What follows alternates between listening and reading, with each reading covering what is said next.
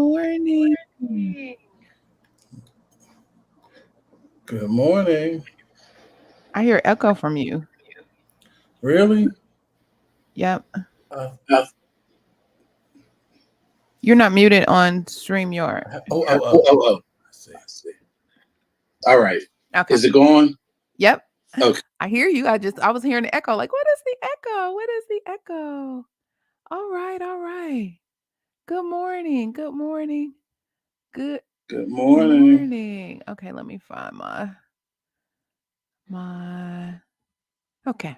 Welcome to our Saturday morning tea where we discuss health information, news, education, and certification tips.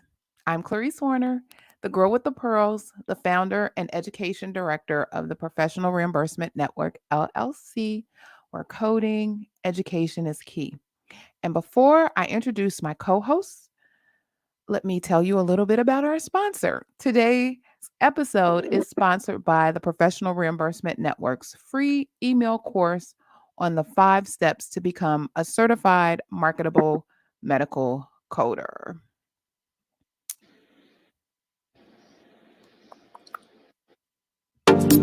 Are you interested in medical coding but not sure where to start and scared of wasting time and resources?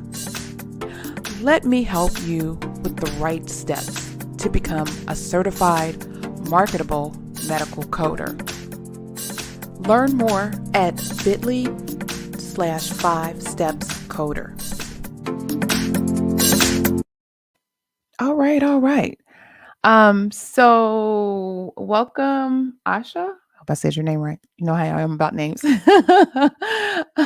So if you are in Clubhouse, feel free to click the link for more information on the 5 steps to become a certified marketable medical coder.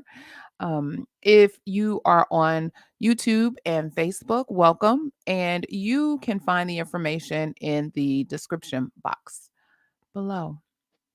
So joining me today and every Saturday, praise God, is my co-host, Mr. Jesse, the coding nurse. Is it TM now? No, R. R, okay. The coding nurse R, and we'll talk a little bit about that in a minute too. Sir, introduce yourself and tell the folks all about you. Good morning, everybody. My name is Jesse. I live in Philadelphia, Pennsylvania. I have been a certified coder for, I want to say like maybe 6 years, but I've been in coding 8 years altogether. And I transitioned from the bedside, and in 2020 I created my company, the Coding Nurse LLC, where I train nurses and other people who have a clinical background. I train them in ICD-10-CM and help them transition into the HIM industry. Fabulous. Okay, did you hear any? Because I didn't mute myself on Clubhouse. Did you have any I didn't hear problems? anything. It's doing good so far. Yes, look at God. Yes. Because you know how I am about muting and unmuting. Yes. Well, good. Okay. So yes. So as we mentioned, there's now a new R behind the coding nurse. Mr. Jesse, tell us a little bit about that. And congratulations. Thank you. And during the pandemic, when I created the Coding Nurse, like every time I would tell somebody the name, they go, "Oh, I like that name." So I said, I need to trademark it. So I found a trademark attorney, Sabine Franco in New York, um, and I started the process. I did not know that it would take as long as it did. I mean, I heard it would take like 6 months, Oh wow. but it took me a year and over 7 months. Why was the process so long?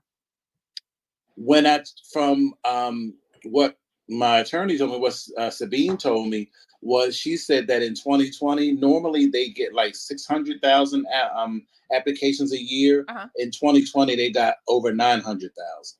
Oh yeah, when the pandemic hit, everybody was doing Yeah, all of the things. everybody was like, "Now's the time I'm going to work for myself, That's start my right. own That's business." right. And I So was so there for it. It was great. and it created a backlog, and then Okay. also she had to, with my particular case, the trademark office had, like, they had four. I had She had to send in like four written rebuttals to things that, because they wanted to know what exclusively was it going to be used for, and Really? what is different, what is so different from what I do than a nurse. So she had to explain that nurses don't know coding. It's a separate skill. Right. So because they wanted to know how it was going to be used, and before they give you exclusive rights to something, they want to know what they're doing. So um, finally, I got the email early this week that it has been registered, and they gave me a digital copy, but I'm going to get the actual copy once they get it from the trademark office. That's what's up. Congratulations. You Thank sent me that. I you. was like, well, look at here. Look, or I saw it on Yeah. Instagram. I was like, well, look at here. Look at here. That was beautiful. That's what's So, up. so the name is mine exclusively for the next 10 years. All right, the coding nurse, the coding nurse. You better recognize. Oh, yeah, recognize. That's what's up. I love it. I love it. Oh, that is great. Okay. See, I love when folks win. It's all about making sure we all win. We all win. And to be able to share our stories, like who would have knew that, that process and what that process looks like. So thank you so much for sharing that.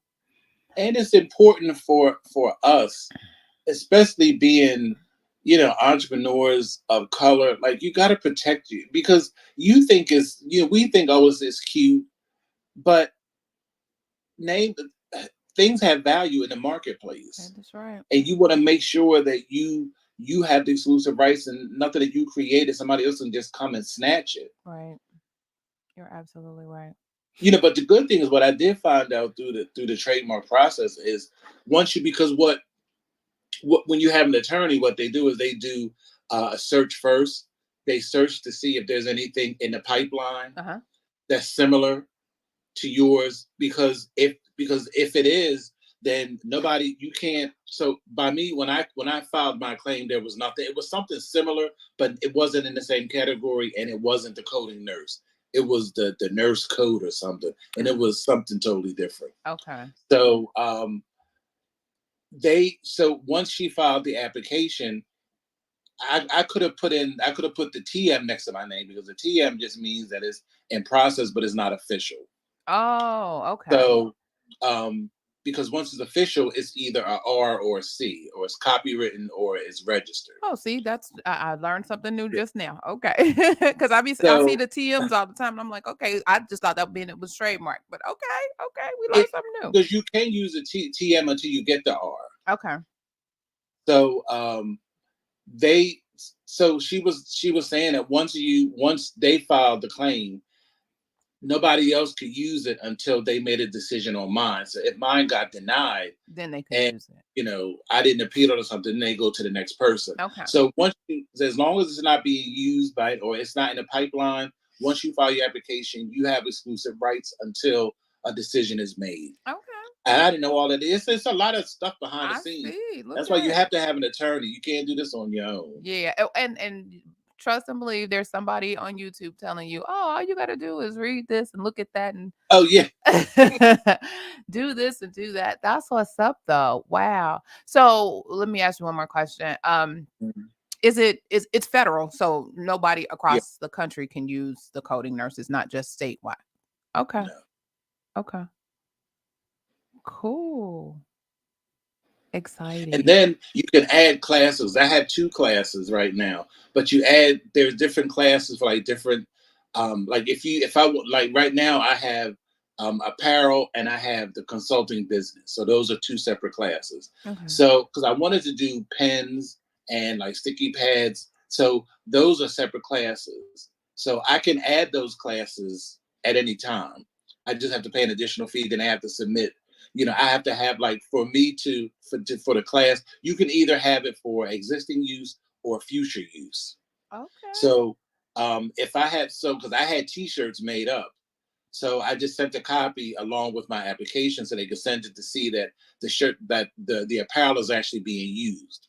So when I get my pens and my mugs, I'm gonna take a picture, then add the classes, and then send it in, so they can add it to the trademark.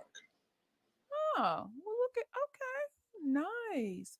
And actually, when I was doing some research, there are some corporations that have 80 classes of trademark of protection. Wow.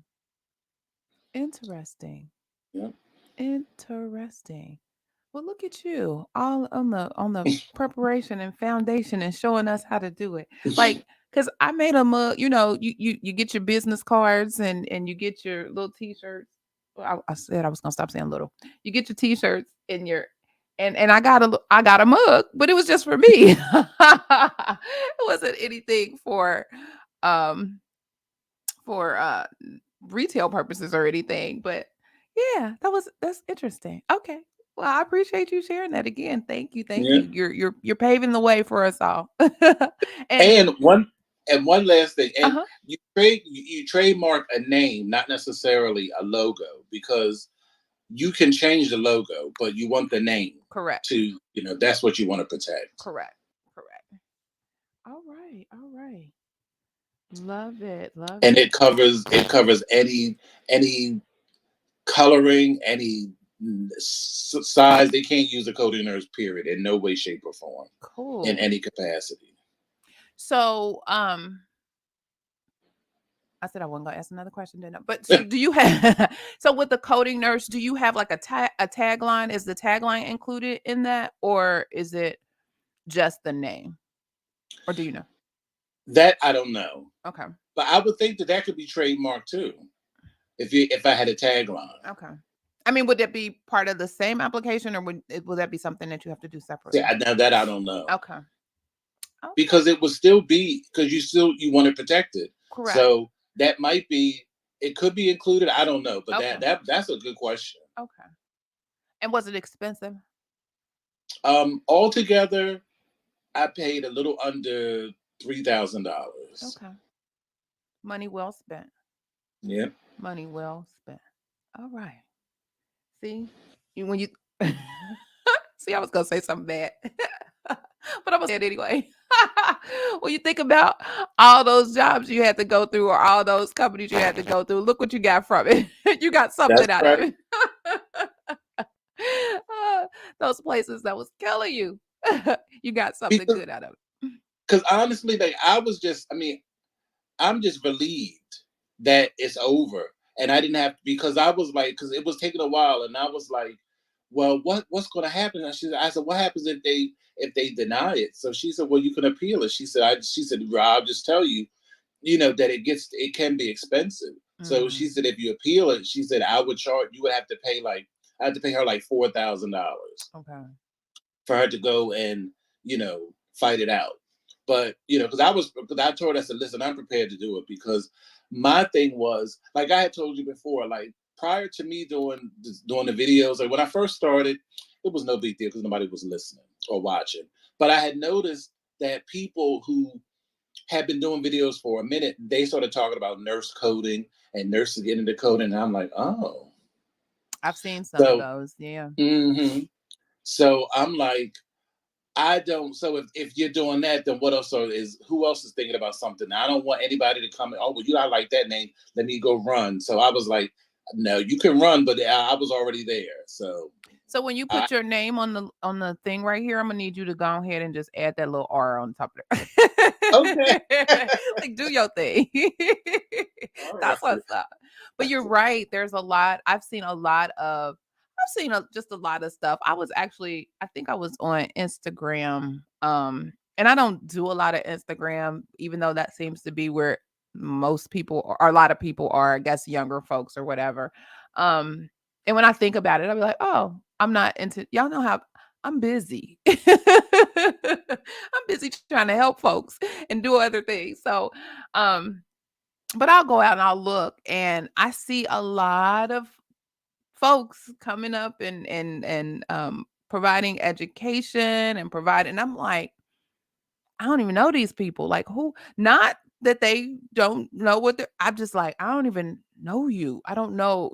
Like where you rooted. Like are you in your associations? Do you? I mean, I'm sure they have. I'm hoping they have certification, and it's just a lot. It seems bombarded, and I'm like, okay, well. I mean, okay. Right, because before it was only a few names that you knew and you heard of. Correct. You knew a few Right. names, and it's like, okay, yeah, they've been here. I know I've been in the field since I'm about to date myself, 1993. And my business been running since 2000. So I've been here for a minute. And we've shifted with, the times as, things have gone electronic, or, now coming back and doing live electronic and all of the things. But, you I guess I'm probably one of the OGs now. And this is the newer um folks coming up. But I just think it's quite interesting. Like, wow, we got folks, out here doing it all over. So you're right, making sure you protect your brand and protect what you're doing. So that's good. So congratulations on that. Thank you.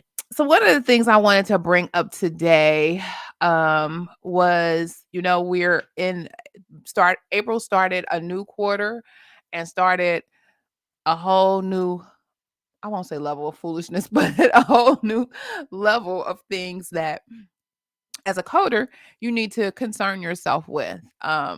Now, if you're brand new and you're just getting into the field and you're in school or classes, this may not necessarily be applicable for you. However, it's something that you need to know. So keep it in that toolbox, because once you cross over and you're working in the field, these are definitely things that you would need to stay abreast of. And I know 9 times out of 10, um, you know, when you're working, you're probably more or less concerned with your productivity. But remember, this is a career where lifelong learning is really the key. To be on top of your game, to master all of these things, you have to be in the know. And it's one thing to have your team lead, supervisor, manager, director, whomever feed you. It's something totally different to get it for yourself.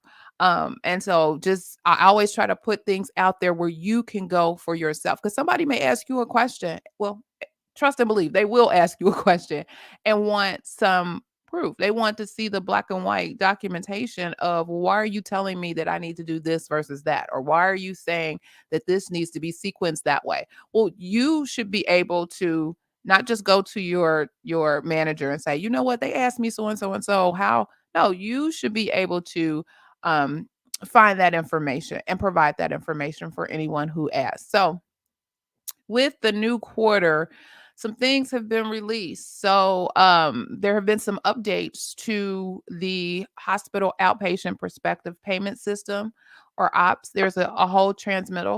Oh, and the information that we talk about today, I was good this week. I actually uh pinned the information, or put the information inside of the Yeah, I hit the button by mistake, but I'm okay. back. Okay. Wait a minute, let me put you back in. The Okay, there you go. I tagged or put the links to the article in the description box, so you can find the information that we talk about there. Um, I think you need to mute on StreamYard, Oh yeah, I do. because I hear the echo. Okay. All right. Yeah, so transmittal R11305CP. Again, I think we've talked about what happened, what are the new codes for April with ICD-10. The majority of them are related to COVID, uh, vaccine treatment, and um, the vaccination status. So they have also provided some additional guidance and information related to that. But there are also some proprietary lab analyses codes that are new. There's a whole bunch of those. Um, and there's some new HCPCS codes and corrections to HCPCS. So make sure that you take a look at that. Um, in your spare time.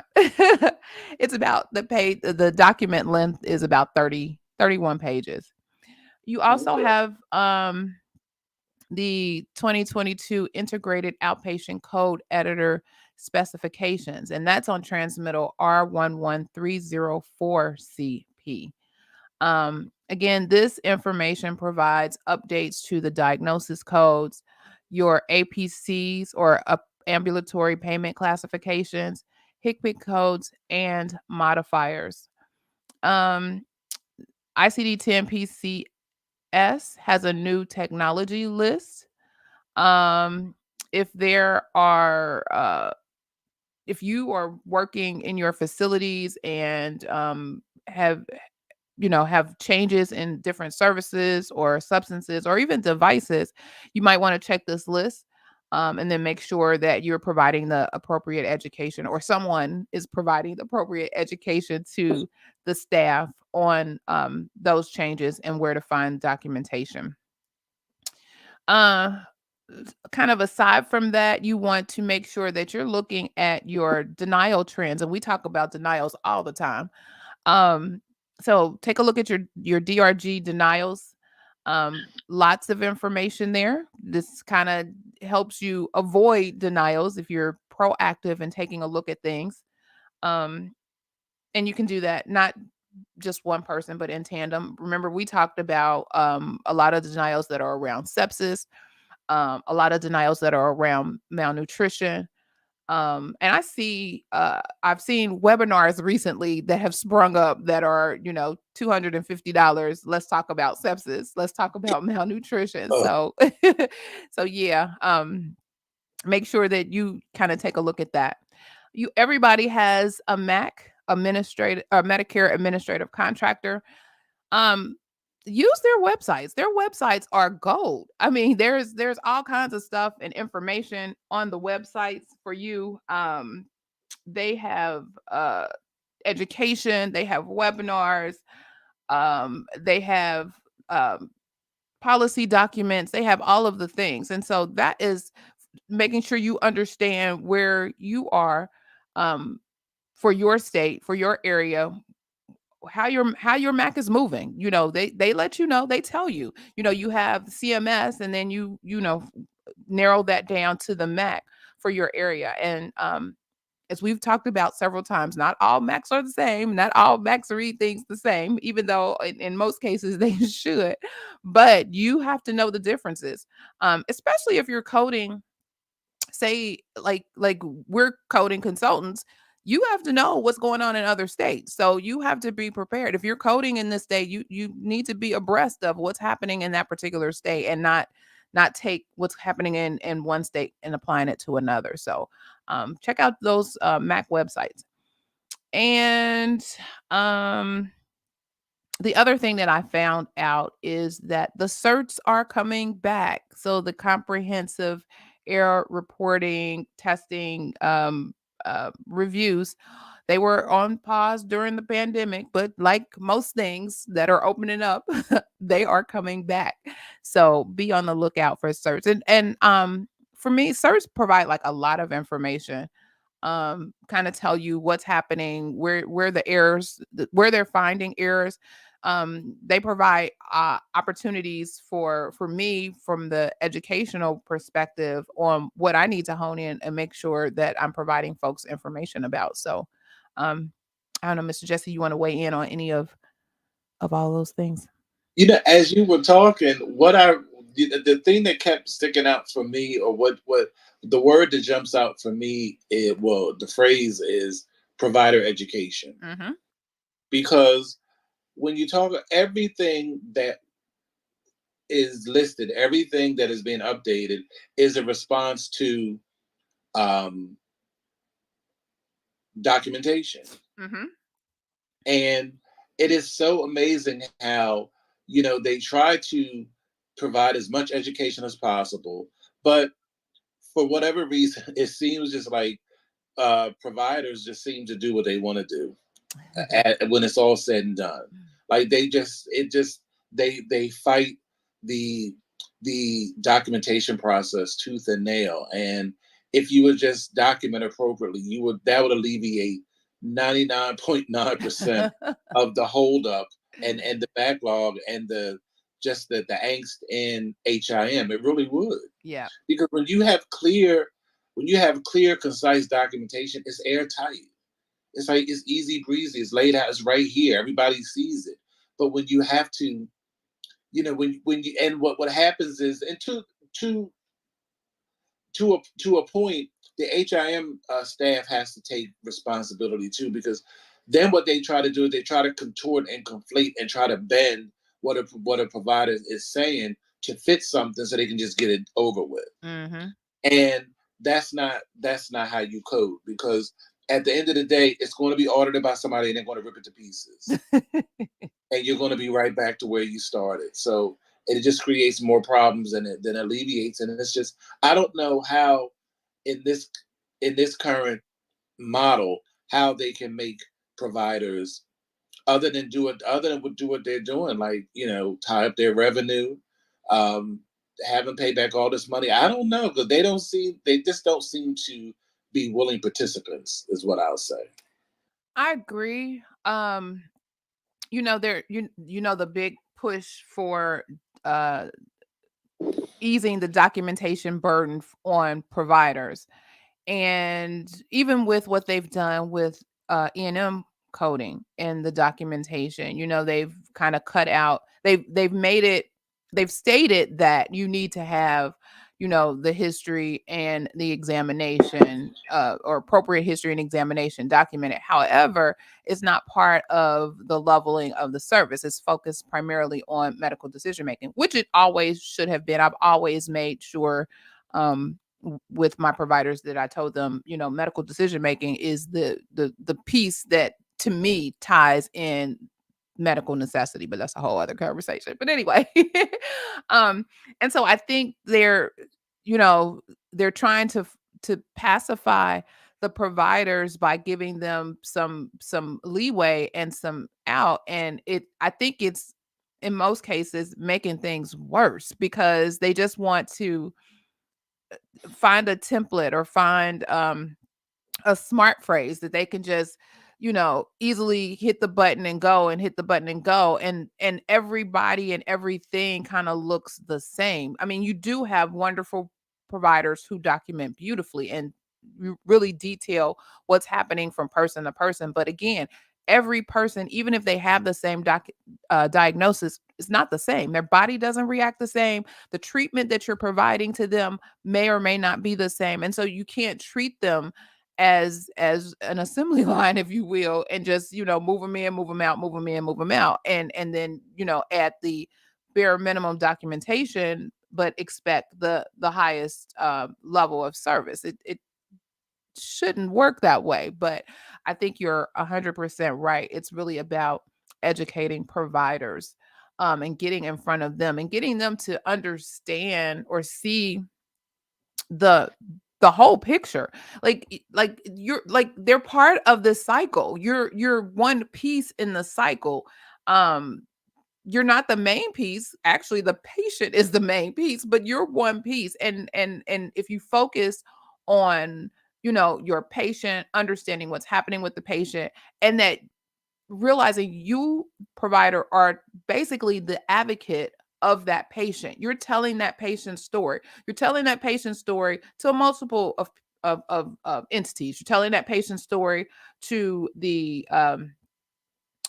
revenue cycle folks or coding folks, so they know, okay, let me make sure that I understand what this story is, so then I can apply the codes appropriately. You're telling that story to other providers to make sure that there is great continuity of care for those patients, so they know what has happened or what's going on with that patient, and how do they fit in and can help that patient along in their health journey. You're telling that story to the insurance companies, and just in the documentation, because sometimes there will be occasions where you will be audited, and your documentation will be pulled, and you don't have to panic, because you've sat there and you've provided the appropriate documentation for that patient at the time of that encounter when you saw them.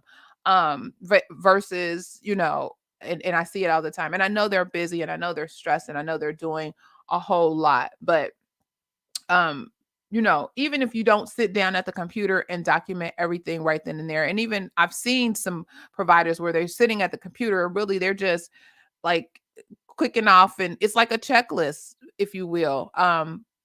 And sometimes you'll see some free typing and writing, and sometimes you don't. And I know one of the things that we looked at years ago was, with the whole copy, cut, and paste situation and using templates. I'm a template advocate. I'm all for that, but you also have to make sure that each note is specifically identifiable for that patient. So there are things that are specific to that patient.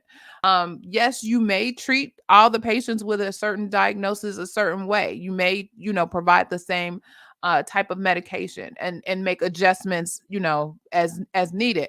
But your note should reflect that you had a personal one-on-one interaction with Mary Jane, Kiana, Taylor, whoever, you had those interactions versus a 64-year-old. I mean, just a blanket, statement. Make it personal to them. So it and that for multiple reasons, and I'll come back to that. But then the last thing I want to say is that your documentation, because of all of these rules of allowing people access to their own documentation, because folks want to see, not only are they getting their records for giving it to insurance companies or giving it to other providers, they want to know what you're writing.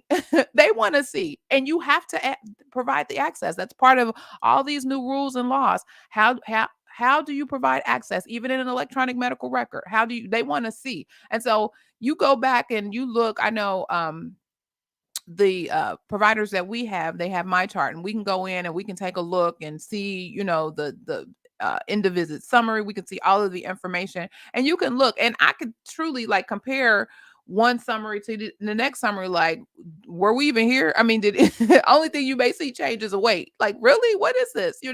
Like, make it specific, make it meaningful documentation for that patient. And at some point, I think once the providers kind of understand really truly their role in that, maybe they'll take a little more ownership in making sure that that documentation um, is good. But who knows? We'll see. That's a wonderful segue into the article that you have. Yeah. But I think ultimately the answer is they're going to have to attack physician documentation in medical school. They're going to have to start it way earlier than what they do, because by the time they get to private practice or get to where we have to interact with them, they're kind of set in their ways. Yeah, those habits have They're already been young, formed. Yes. right? And they've Because looked at mentors or whomever and followed suit. like what drives me up a wall is when I read at HPI, it'll say 67-year-old male with past medical history, but everything that they list they have currently is not a past medical history. Just say 50, whatever something year old man with hyperlipidemia, CKD stage 4, presents for blah, blah, blah.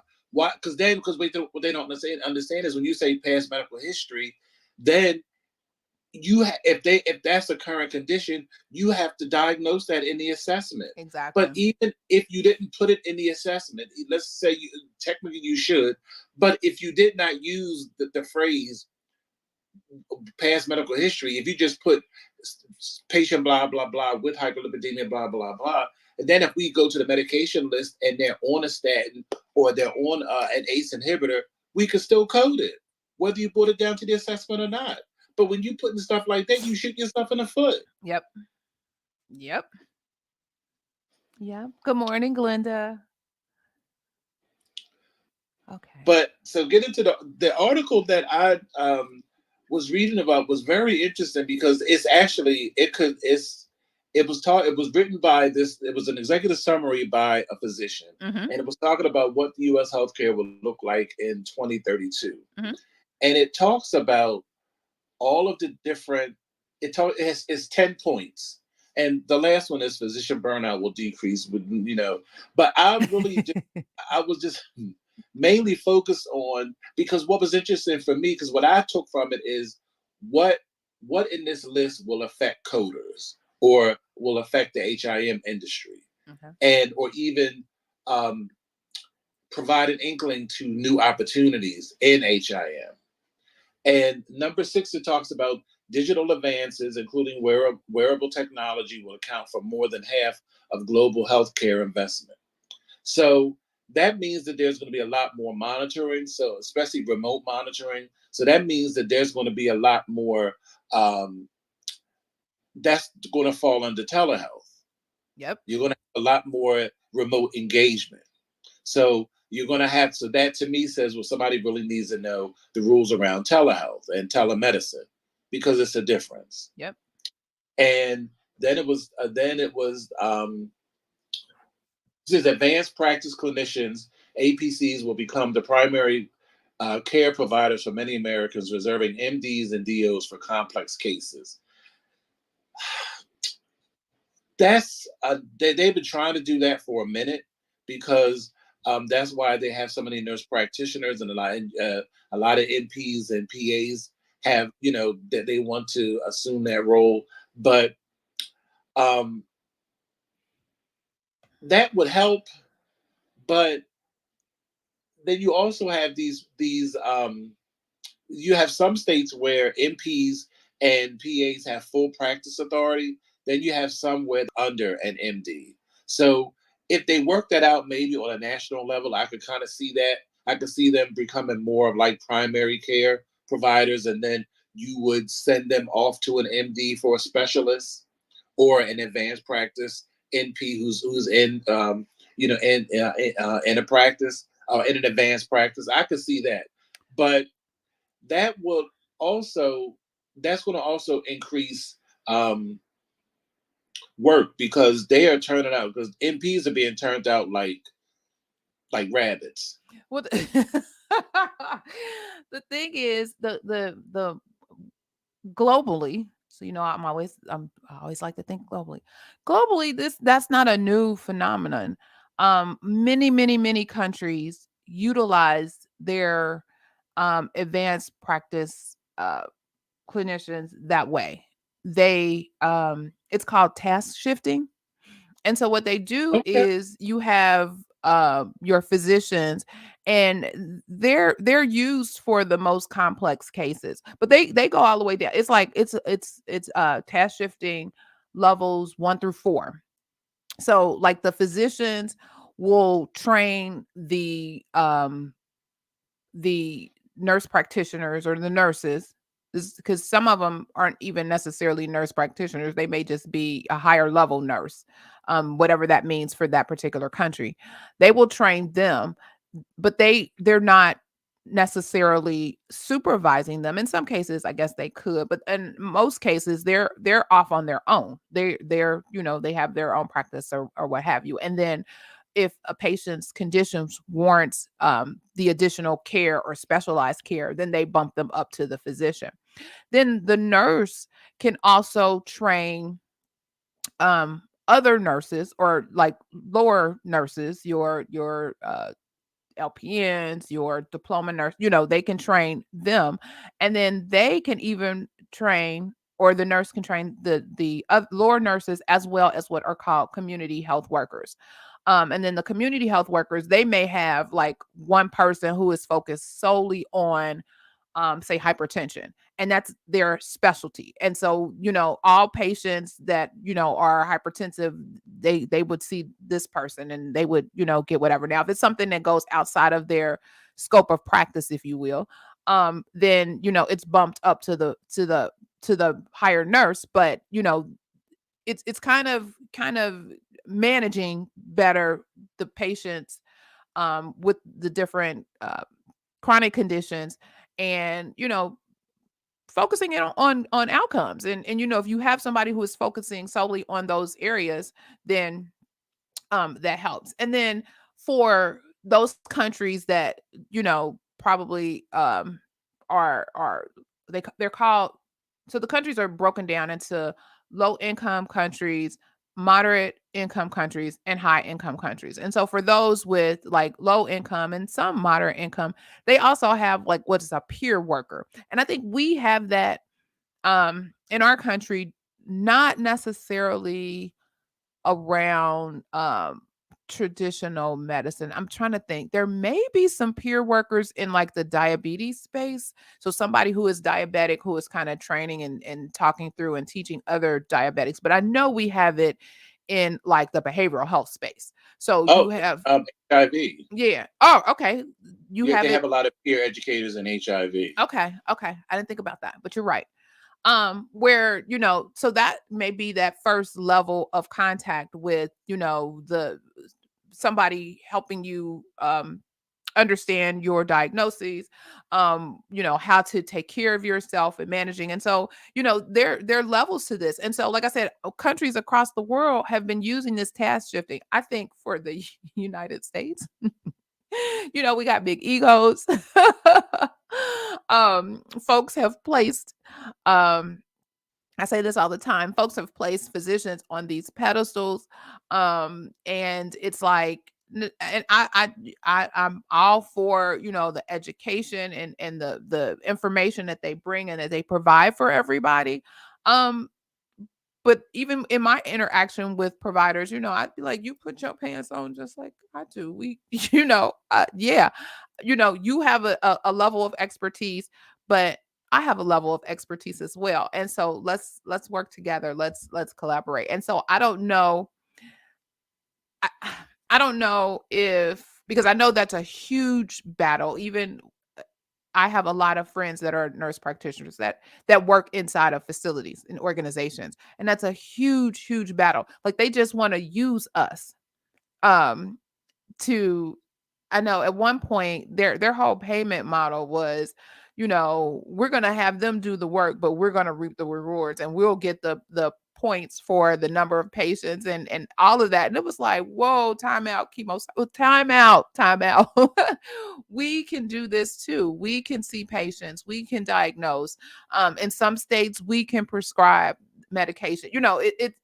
They can do it. And the sooner that they cut the cord and let them go, probably the better off, I think medicine will be, to your point. Like let them do what they do. They've gone to the same amount of school, and we all know, especially in an inpatient situation, the nurses are the heart of the whole care, because the doctor is not coming to give you that medication. The doctor is not coming down to strap your arm. The doctor is not coming down to do that. You know what I'm saying? It's the nurse who actually does that part of the job. And you know oftentimes, my nursing friends would be like, they asked me, should I do this? Should I do this? Should I change this medication? Should I do this?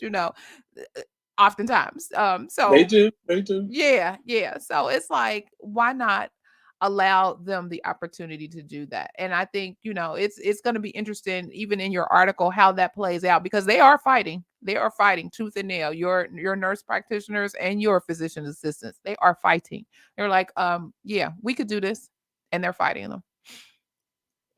And what I thought was interesting is they have another point. It says critical progress in data integration will bring about major improvements in healthcare. Mm, So what that said to me is the two things. It says data analytics is going mhm, to continue to be key, mhm, also data security, mhm, like protecting patient records. And that's just like right now, AHIMA has a big push. Have you seen where they have this they're looking for, like, what they call it. They called it a cohort for their upcoming CHPS exam. mm. So they have this they have a group that they're trying to get together to have this prep class Okay. for CHPS. So when I saw that, I said, oh well, that must be the credential they're trying to push. But when I saw that, that's what I thought about, because they already push data analytics a lot. Yes. So, but people overlook patient health, protecting patient health records too, and data security. And I think I shared with you on LinkedIn about the post where somebody was saying that if you work at a hospital with Epic, like, to get the free oh, no, that was a nurse that she works in research. Okay. But I saw on LinkedIn where this somebody who works with Epic was saying if you work at a hospital with Epic, you should try to take advantage of their free trainings and get your certificates, because if you get certified in Epic, you can make some nice little change. That's right. That's right. So I just think that there's so many opportunities, and I just, we say it every week. This is the best time for students to get into HIM. Mm-hmm. It really is. And I have to say, because I've been hearing, because Clary, I know we talked last week about the one nurse in Tennessee, but Clarice, since this past week, there have been 5 other nurses who have lost their license, Wow. For or the in the same process, type of. or similar, or they've lost their license and or have been charged with murder, well, involuntary manslaughter. The one case happened in a correctional facility. Basically, these um, guards basically asphyxiated an inmate, and they show him on the ground. They had him on the ground for like 10 minutes, and then they huddled him around him, and they even so they get up and leave him, and the nurse is allegedly watching him. Then after a minute, she says that she doesn't think he's breathing, so then she goes in and she doesn't check lung sounds right away. They say it's like a gap. Then when she does, she tells him to go bring the automatic defibrillator, and I'm like, so no, none of the other officers are charged. She's the only one charged with involuntary manslaughter, Wow. but she never touched him.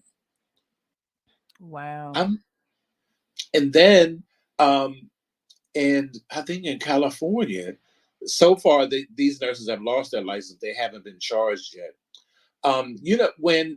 When patients have central lines put in, normally you have to have you usually have to have like some kind of X-ray or a CT scan Mm-hmm. to verify the It's like, placement mm-hmm. Yep. before you can use it. Right. So they said now, according to the hospital policy, in emergent situations, the doctors can authorize use, or the doctors can authorize certain things, certain procedures. So the doctor verbally told the nurses that it was okay to use this line. 3 nurses administered medication through this line to the patient, and the patient died.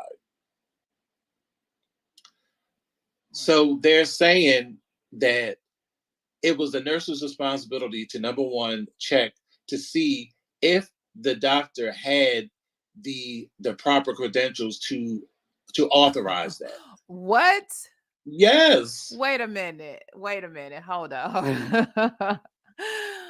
So not only are you, nurse, supposed to follow the orders, but before you follow that order, you got to take the time to go and understand whatever these providers are credentialed in, and what do they Right. know. Whatever Who privileges the does hospital has that? bestowed. That no, no, no, no, no, no. That's why I'm telling anybody in this room or on Facebook or on YouTube, if you are not a nurse and you are trying to get into HIM, do it now, because it is getting ready to be flooded. Right. These, These nurses is coming these for they are coming in droves. I'm telling you, just as sure as my name is Jesse Armand Gallo, they it. are coming, because they're not going to do it. And now is the time to get in before they.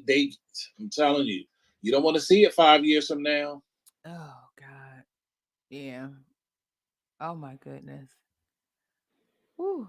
That's interesting. That is interesting. And so now they just done shifted everything. I'm just amazed. Like they're supposed to, like, wait a minute, hold up, before we can take care of this patient and provide our job, we got to go and make sure that this person is who. I don't understand. Because the whole purpose of the doctor giving the verbal order to say it's okay to use it is because you're not allowed to use it. That's standard. You're not allowed to use it until it has been until the radiologist or somebody else says it's in a proper place. Right. But that's why he gave the order so you could bypass that step because apparently the patient needed the medicine. Now, because what gets me is who was to say that the patient wouldn't have expired anyway? Not that I'm not, because they're not saying. I just now from what I understand, if I because I'm going to send you the TikTok. Okay. What if I'm not mistaken? I think it said that they said that the catheter was in the lung, which it shouldn't be in the lung because it's supposed to. It shouldn't go that far, but so it was probably in the improperly placed, which is so that's why they're basically coming at them. But it, the doctor that put it in said it's okay to use it. Right. So if it was improperly placed, wouldn't it be for the doctor to put it in? Why would the nurse be Be, liable for? because because anything that they can use to get it up off of a doctor and kick it down the hill, that's what they want to do. That is That's what ridiculous. He or she placed that and right gave the order. and gave the order. Period. At the end of the See, to day, me, period. right to me, what changes everything was he gave the verbal order to say that it was okay to use it. If he had never said that and they used it and it was in the wrong place, you dead wrong for Right. You wrong for that. You wrong for that. Or you didn't follow his order. that. You're Right. wrong for that. But then to before you even follow the order, have to go look up his credentials to make sure that is I'm about to cuss. See, that is ridiculous. Just ridiculous. Ridiculous. Who got time for that? Especially in an emergency situation. If In it was, an who got exactly. time for that? And well, I'll wait to look. Like if it's a facility provider, if it's your radiologist at this particular facility, y'all responsible for that. But they're not going to do it. If they can, they have all. But see, like old school, I don't know what they teach in nursing school now. I don't know. But in back in the day, you you knew you didn't have you knew you didn't have any friends. You knew that the hospital wasn't going to protect you. Oh, That's why you didn't put yourself in certain situations. like I said last week, the legal department of those organizations and those facilities are not for the employees. They are for the organization. Period. Period. Period.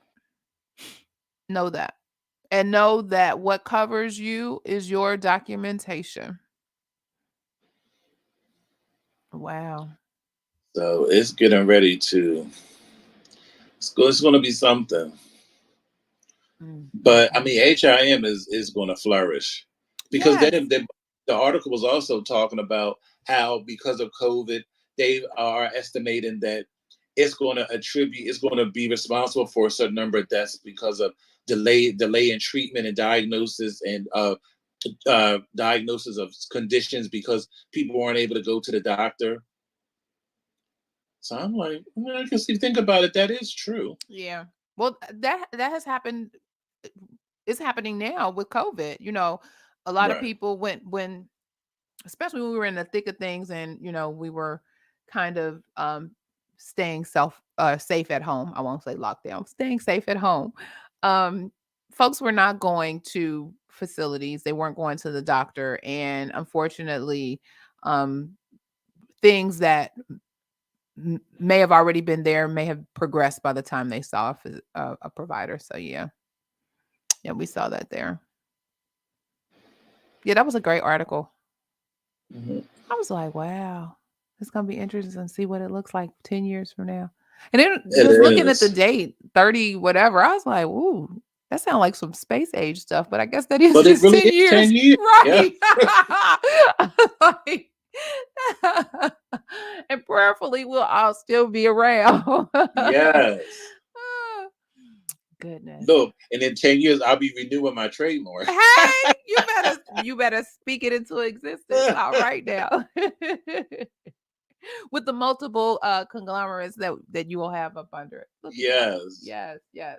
I had a thought today, or not today, this week.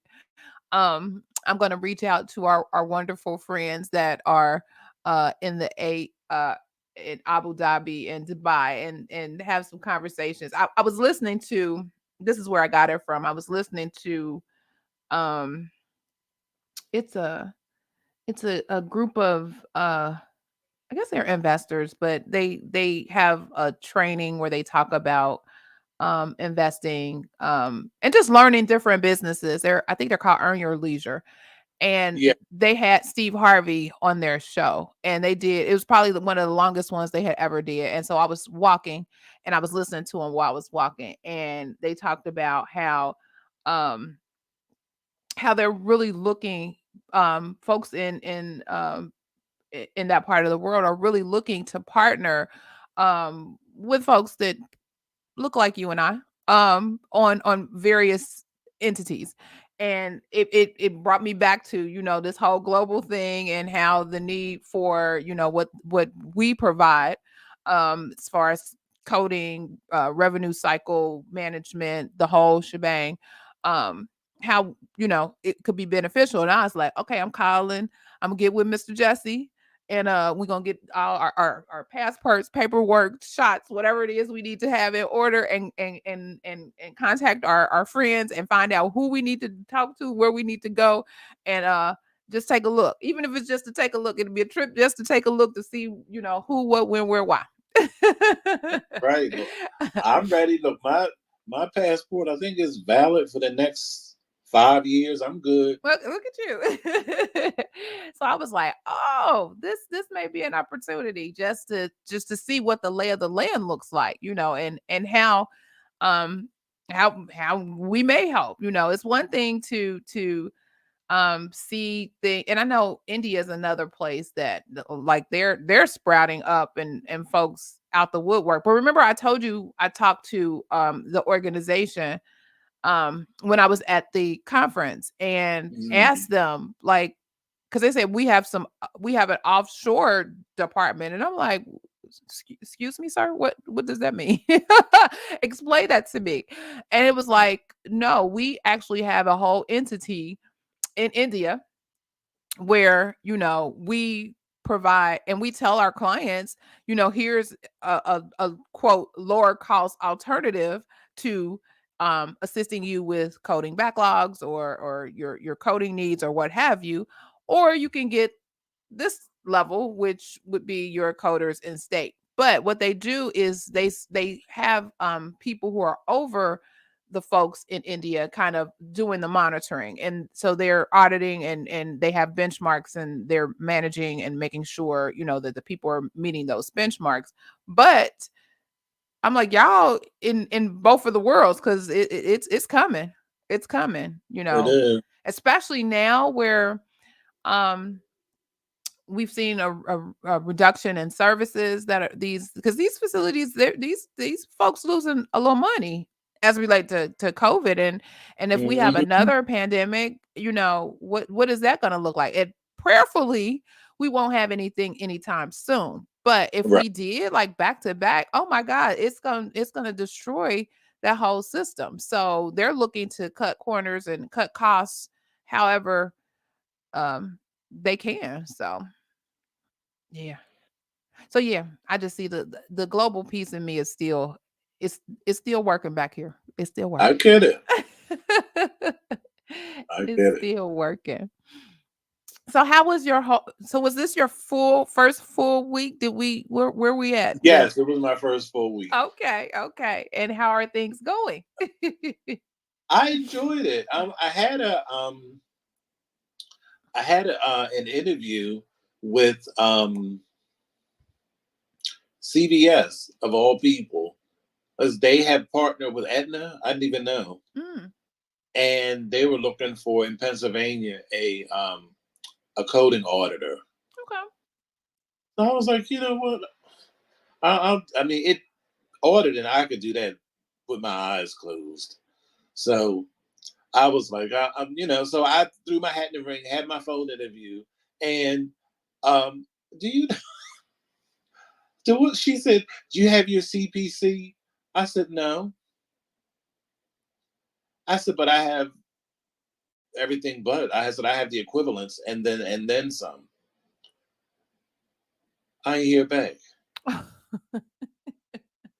I'm like, and now, but I mean, it has happened before. But I'm like, You can't Again, be that goes serious. to, for me, I think that goes a lot to educating these HR folks on, what's necessary. And that's funny. I'm working with a client now that's trying to staff a couple of clinical folks in their clinical division. And um the HR partner that they're using, it's like we're coming back and forth. I'm like, HR, ma'am and sir, isn't this your job? I don't understand. But they don't know. It's like, well, what does this mean? Or what? And it's like, well, they need to have XYZ. They need to have, this level of competency, this level of skill, this level of degree, whatever. These, we laid it out. And then here's the ideal, and here is, what's, we can talk to them. Here's the level. This is where we cut off. Where, okay, we'll at least bring them in. We'll have the conversations with them.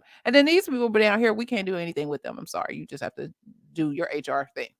Um, but it is, a matter of providing the information and education, and telling them, because a lot of them don't know. And believe it or not, a lot of HR folks are uh they're exiting for whatever reason. It's a lot of transition and turnover in these HR departments of late. And I get all that, but wouldn't that be something that you would do before you even contact somebody and set up an interview?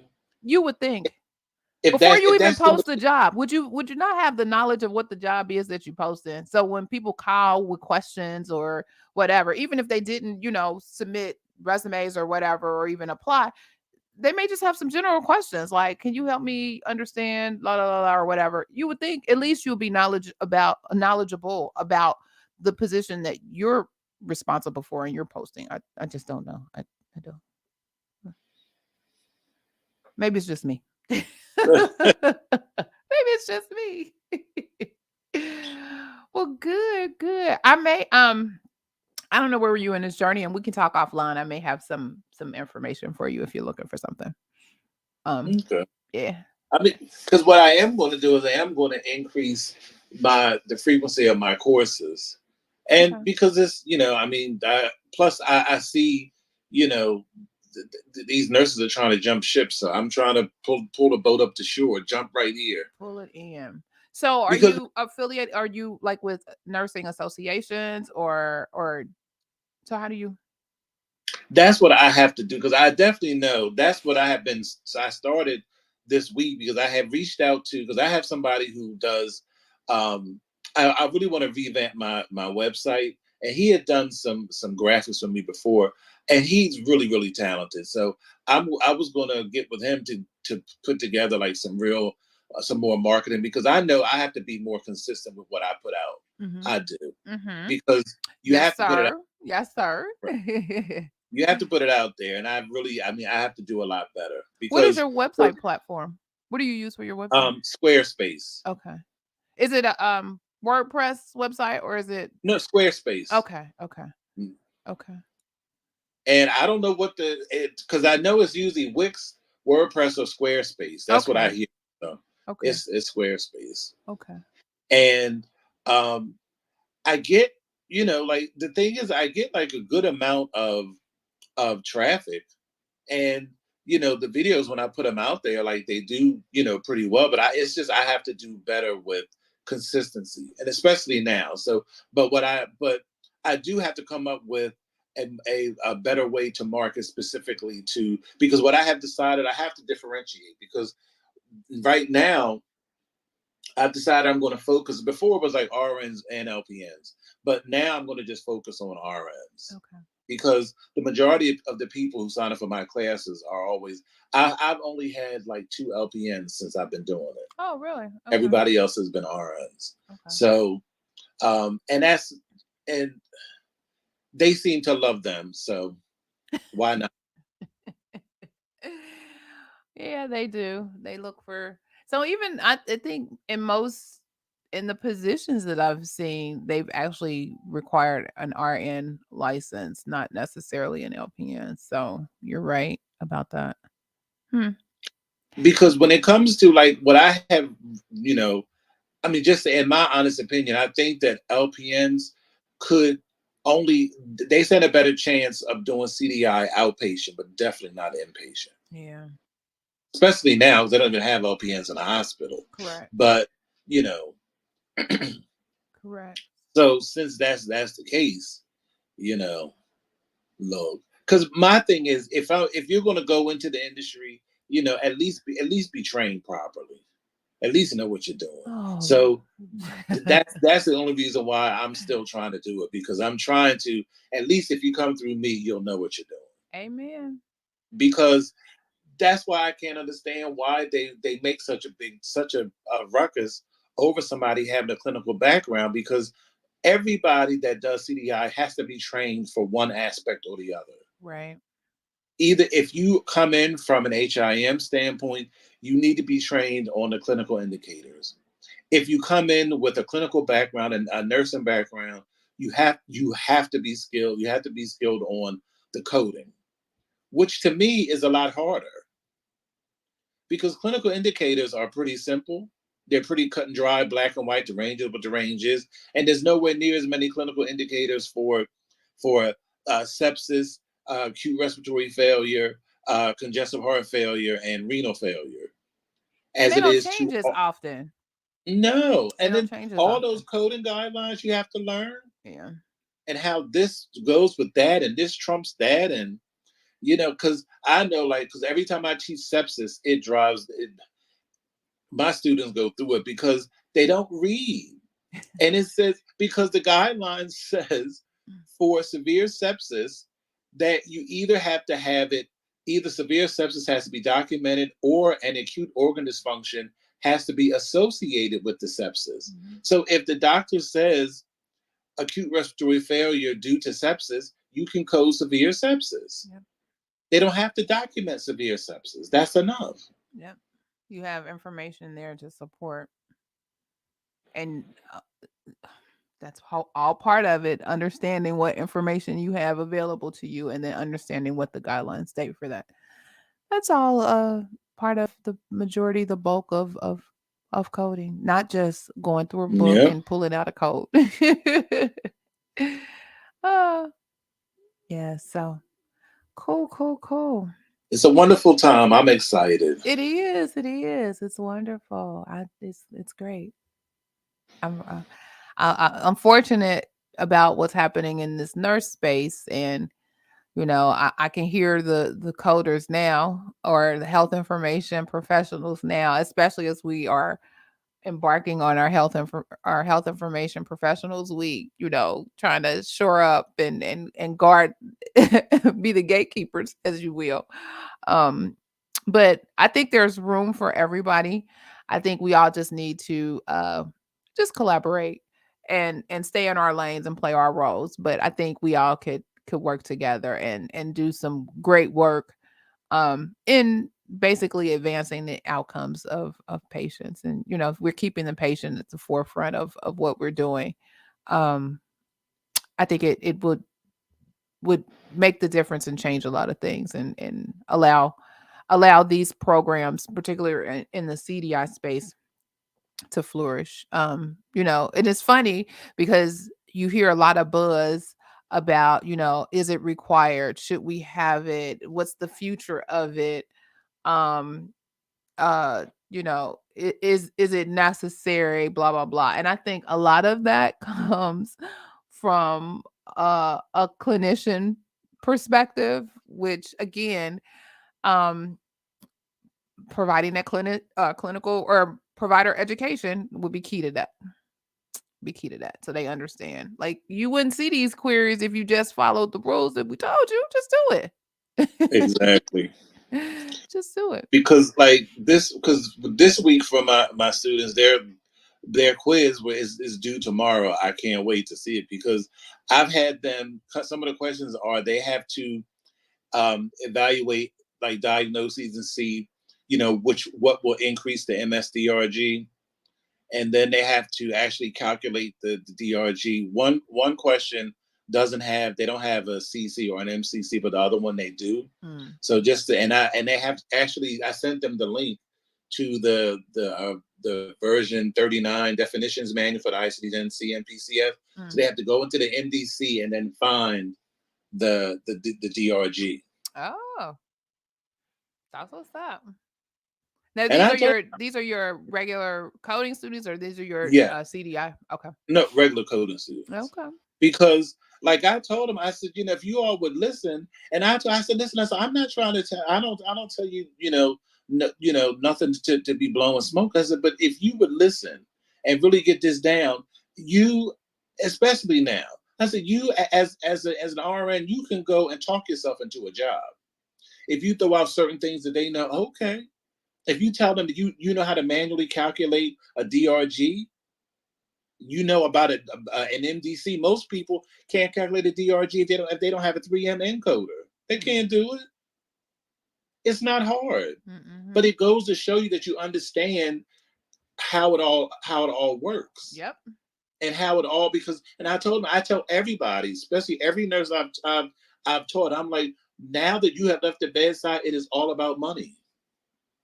All day long. Your job is about money. Every code you assign or don't assign, that's a dollar that somebody's either going to make or lose. It really is. And you just have to, it is your job to code correctly, but ultimately it's supposed to maximize reimbursement at the end of the day. That's what it's supposed to do. And hopefully, I got to push. And hopefully, we kind of expand our horizon from that and include the social determinants of health and make sure that people are capturing them. But that's a whole other No, conversation. that would be helpful. That would be, because that would provide a lot more information. Because I told you I can't wait for that, because because when they realize that the call is coming from inside the house, it's, they created the very things they're trying to treat. Mhm. Okay, we gonna Facts, see. facts. Well, thank you everyone for joining us this morning. Mr. Jesse, do you have any closing thoughts? No, I just wish everybody a great week, and like we say every week, like we really really give you some really valuable gems here every Saturday morning, and I hope that students or future students take note and follow suit, because now's the best time to get into it and come here and get some mentoring, come here and get some knowledge, some inspiration, some motivation, and more importantly, facts. Amen. Facts. Double explanation points. So, was the tea spilled this morning? You know my question I always ask. Yeah, Was the tea spilled? absolutely. Yes, yes. So if this information was valuable for you, help us share the word, share this message, help others by liking the videos, sharing the videos, and of course, subscribing to our channels: Professional Reimbursement Network, the Coding Nurse with the registered registration mark across the top channel on YouTube. Um, no problem, Monica. Thank you for joining us. Um, and then, subscribe to those channels. Last but not least, to my Clubhouse folks who are here with us and who stopped by, make sure you click on the little green house so that you can join in on the fun in our club. And you will also get notified for our live broadcast. But we're typically here every Saturday morning at 9 a.m. Even next Saturday. And next Saturday is my birthday. And I will be here with you, Oh, sharing it with okay. you. So I'm going to try to find some little confetti and do little stuff. Yes. For my birthday. But yeah, so I'll even be here on my birthday sharing at Okay. least an hour with you all. See, That's that's commitment. my level of commitment. Yes, that's commitment. Yes. So again, this has been a great session. If you have any questions or concerns, or even if you have specific topics that you are interested in us taking a look at and providing our opinion, advice, and guidance on, let us know. You can reach out to us. You can back channel us on Clubhouse. You can leave comments on the replays on both Facebook and YouTube, or you can contact us via search the coding nurse, and trust me, poof, you will find him. Or you can reach out to me at PRN Coding EDU, and I think that to Twitter, Instagram, Facebook, all the things. So you can find me there as well. So again, thank you so much for joining, and remember to be safe, be kind, and don't wish for it, work for it. Until next week, take care and have a great week. You too. Thank you. Bye All bye, right, everybody. bye bye.